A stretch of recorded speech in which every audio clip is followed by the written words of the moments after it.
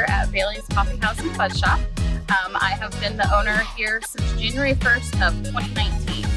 I originally started a side hustle with decorated sugar cookies with a business called Iced Perfection. It was something that I had done out of my home, and it started to grow leaps and bounds, and I ended up doing a Taste of Quincy, I believe it was called, shortly after I'd gotten started, just to kind of see if I had something going here or not. And the previous owner had saw my cookies and talked to me there, and that's what led me into actually ending up buying this business from her. The best part about my job is definitely the people. I love everyone that comes through, just making that connection. Here at Bailey's, customer care is our top priority. It's our number one core value. So we try to make every person just feel like they belong here, that they're family, and it's just making those connections on a daily basis with new and returning customers. I've always known that I was born to be in like the service field. I think that serving people is something that's always been a passion of mine. And it just kind of the breadcrumbs of the trail that led me here. I think I just realized that, that this was an opportunity that would allow me to expand that ability and my capability of serving others. The biggest challenge for me starting out was not having any idea what it was that I was doing. I had worked in a corporate job for several years prior to this. Again, I started off with the side hustle, which is decorating cookies. And I never really expected that to expand into what this is today. So buying a business and not having anything but a high school diploma, not knowing a lot about business or how to run one, definitely even 6 years later still has its challenges. But that was the most overwhelming part of taking over, is just knowing I could do it, just not how to do it. I definitely have a couple of mentors and role models along the way, yes. So the previous owner, Renee Higgins, she was such a mentor to me. She is someone that believed in me and saw that this was something I could do before I believed in myself. And just the way that she kind of took me under her wing, and she was so helpful. I feel like a lot of turnkey businesses, they hand you the keys and then the previous owner's done. And I know even 6 years later, if I had a question, that I could still reach out to her, that she would still help me or assist me or guide me in the right direction the best that she could. She definitely was a huge help when we first started with all the questions I had, and just helping me to really learn to believe in myself. And currently I have a business coach who's one of my greatest mentors, Denise Polkett, and she has been so amazing in just helping me when I have the questions about things I don't understand or what I can do better to grow, not only as an individual, but as a business owner. So those two women have really mentored me and have really shaped me into being who I am today, which is allowing me to run a successful business, but also have a very fulfilled life at the same time. What keeps me motivated is definitely knowing the impact that we're making. And most of that for me is in our community. So I've lived here in Quincy my whole life, and my community is extremely important to me. We might not have larger funds to donate, but we do donate where we can, and we do what we can to donate as much as possible. So just knowing that every day, not only am I making a difference in people's lives that come through here, because, yes, we serve coffee, but we're more than just serving a cup of coffee. That's something you can do at home by yourself. You come here for the experience and the environment that we provide. And I think just knowing that we're providing a positive place for people to come, and it's allowing me to turn around and donate back into my community is extremely motivating to get out of the bed every morning.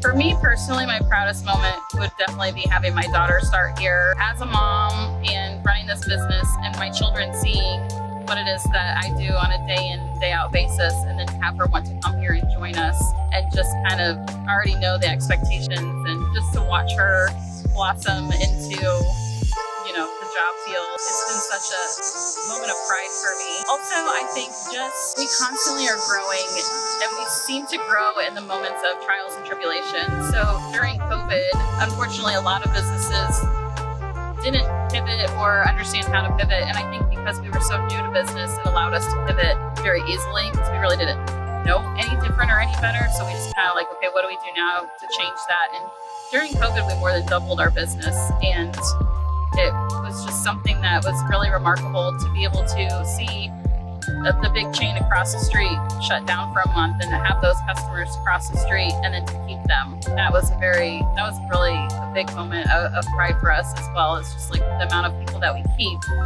Once you come here, you don't want to leave. So that makes me feel really good that we're doing something here that people want to come to me back for.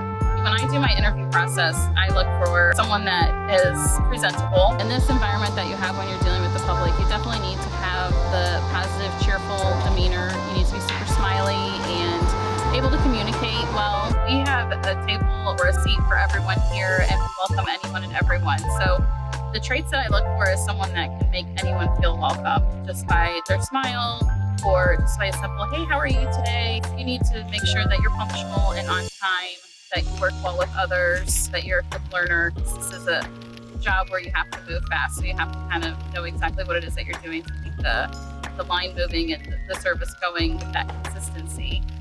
The traits that are make a good coworker is everybody that works here. I have such an amazing staff, and we all have such diverse personalities, but they all blend together in such a beautiful way that everyone here gets along so well. It just seems like everybody wants to come here and to work when they're here, and that really helps everyone to get along well together. What did I wish I knew before coming into this field? Well, I could say literally anything. I wish I knew anything because I knew absolutely nothing. I wish that I would have known a little bit more about running reports and reading reports to knowing exactly what it was that you're looking for regarding your margins, your cost of goods. There's a lot on the number side of things I wish I would have known how to read or understand. The biggest thing that you can do to build trust and loyalty is your transparency. I completely believe in just being your authentic self, and that goes for business and personal. So with Bailey's, what you see is what you get, and we're very transparent when we're short-staffed, or we're transparent when we might have a malfunctioning machine or the app is down. We just try to really keep everyone in the loop of knowing where we're at and what we're doing so that everyone understands kind of what we're handling with on our side too. Put yourself out there and network with several people that are in that field. It's a lot about who you know and what they know that can help push you into the right direction. So there's the different mentors that I had mentioned, but there's so many people in this community that will rally around you and help you because everyone wants to see you succeed. So it's definitely a thing where you just want to get yourself around other like-minded people. Ask all the questions and get as much information and knowledge as you can to knowing exactly what it is that it all takes going into starting your own business or taking one over.